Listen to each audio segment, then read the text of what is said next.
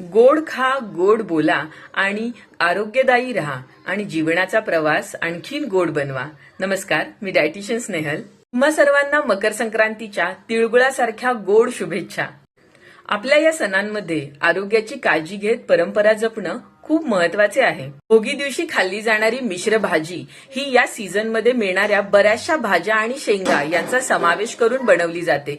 जी भाजी आपणाला एका बूस्टर डोस प्रमाणे काम करते, ज्यामध्ये भरपूर प्रमाणामध्ये जीवनसत्वे, खनिजे असणाऱ्या पालेभाज्या आणि फळभाज्यांचा समावेश असतो. बरोबर संक्रांतीमध्ये वाटले जाणारे तिळगुळ हे आपले पारंपरिक तिळगुळ असणे गरजेचे आहे, कारण यातील तीळ हे मॅग्नेशियम आणि कॅल्शियमचे चांगले सोर्स आहेत, ज्यामधून आपल्या हाडांची बळकटी येण्यासाठी मदत होते. त्याचबरोबर तिळाचे तेल हे आपणाला त्वचेचे आणि केसाचे आरोग्य राखण्यास मदत करते.